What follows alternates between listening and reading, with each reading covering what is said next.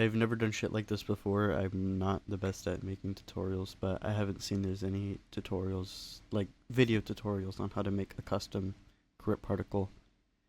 Um, and I'm trying to make a new one, so I guess I might as well share how I do it.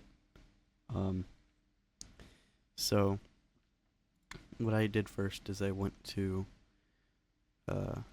Photopea, and I just made this texture that I'm going to turn into VTF. So what I did is I just made this, made sure everything was transparent, export, and then TGA. It has to be TGA as far as I know.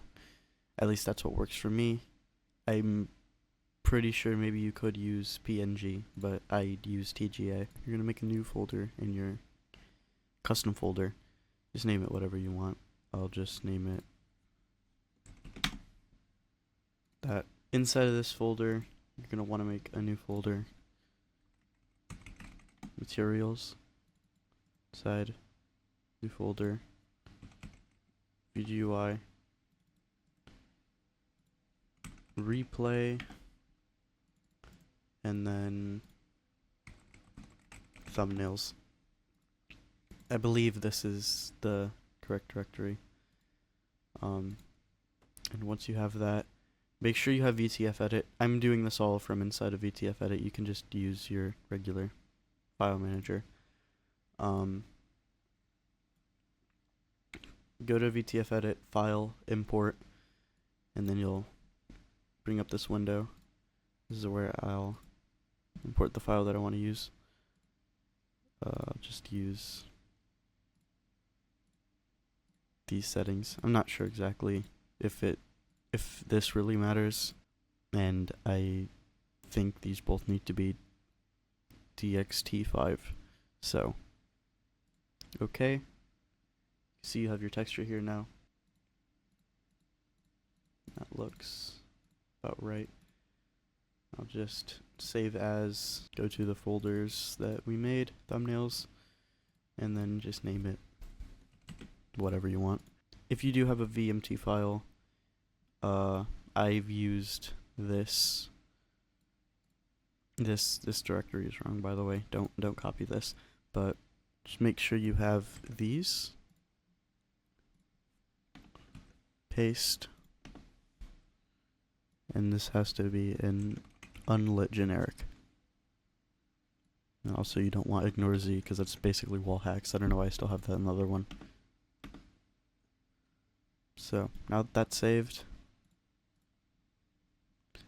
this is pretty much good to go. I'll actually check this real quick and then save. Now to do from here is go to your TF2 in Steam.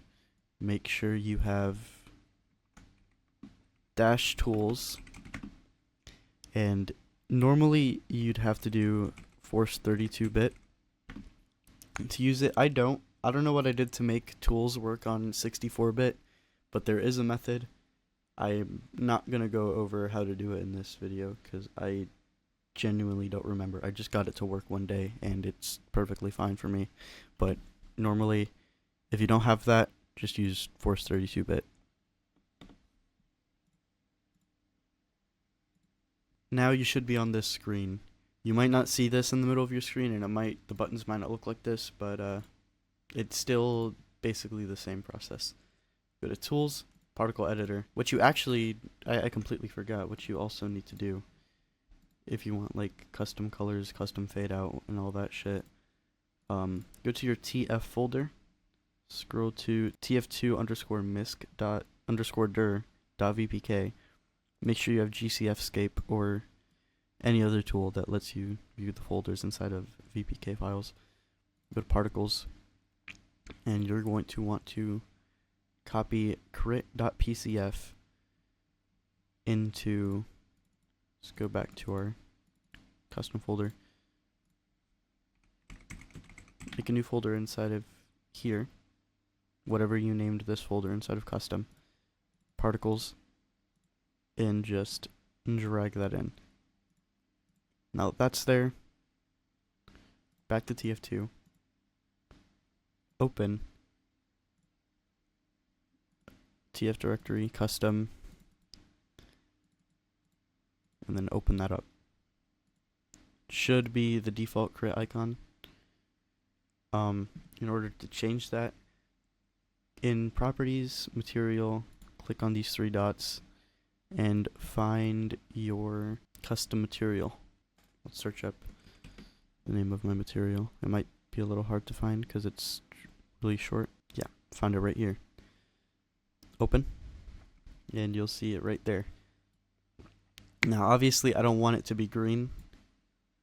Go to initializer, color random, and just change this to whatever. I already pre-colored it, so I'll just do 255 for everything, and you can see it's pink.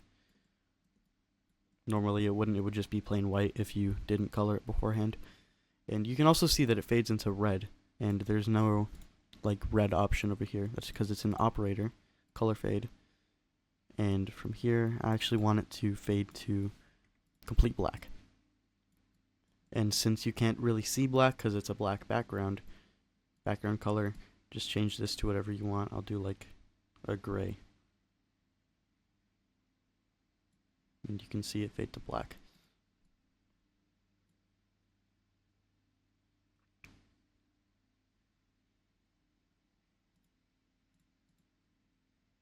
And if you don't want it to do that weird like zoom out effect, I believe that is in operator radius scale. Just make start scale 1 and it stays the same size the entire duration. If you want to make it bigger, initializer, radius random, I'll change this to like 24. In order to load the particle properly after you edit it, reload your game, just quit, come back. In order to switch to game mode, so you can preview it in game, F10 to switch mode, F11 to full screen, and then to switch back, just F10.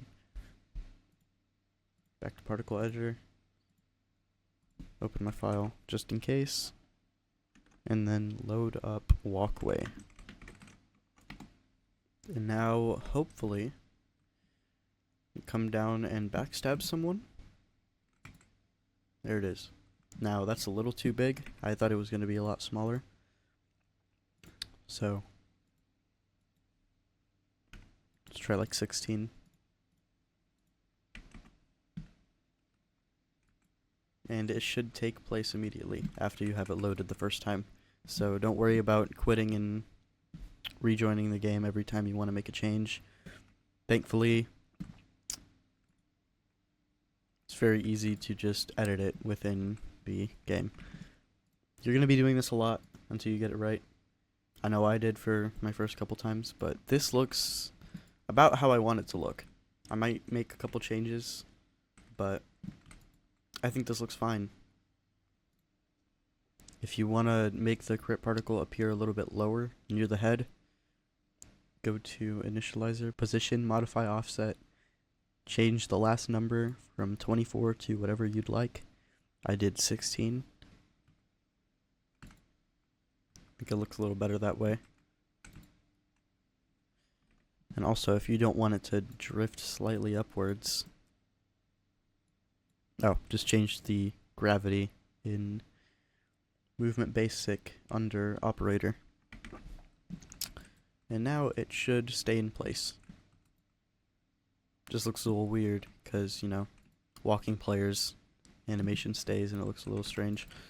But see, standing still. Perfect. Obviously, I'm not very professional with these videos. I literally just woke up like a couple hours ago, so I probably sound dead while making this, but